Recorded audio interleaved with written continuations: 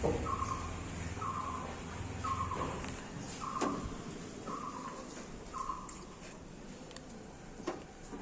রাধে বন্ধুরা, আজ আমার বর মর্নিং ওয়াক করতে গিয়ে অনেকগুলো কদম ফুল পেয়েছে, সেই কদম ফুলগুলো এনেছে। তাই সেই কদম ফুলগুলো আমি দরজায় সাজিয়েছি। কেমন লাগছে তোমরা বলো। আমার বরাবরই দরজা সাজানো, মেন গেটটা সাজানো একটা বরাবরই নেশা। আমারই এক পড়োশি বলেছে যে মেন গেটটা পরিষ্কার রাখবে, বেশ সাজিয়ে রাখবে। আমাকে উনি খুব ভালোবাসেন। এই পাশেই এক পুলিশ চাকরি করেন, ওনার বউ আমাকে খুব ভালোবাসেন এবং ভালো ভালো পরামর্শ দেন। তো আজ অক্ষয় তৃতীয়ার দিন পেয়েও গেলাম। পেয়ে যাওয়ার পরে মনে হলো যে আজকে অক্ষয় তৃতীয়া, পেয়েছি খুব ভালো দিনেই। বর নিয়ে এসছে মর্নিং ওয়াক করতে গিয়ে পেয়ে গেছে। আর গাছে দেখো দৈবক্রমে একটা স্থলপদ্ম ফুটেছিল।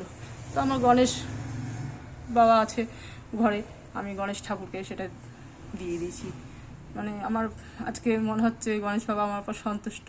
কদমও পাইয়ে দিয়েছেন এবং একটা স্থল পদ্মও ফুটিয়ে দিয়েছেন। আমার খুব ভালো লাগছে। তোমাদের কেমন লাগলো তোমরা? কদম দেখো আমি রাধা মাধবের চরণে দিয়েছি, শ্রী বিষ্ণুর চরণে দিয়েছি।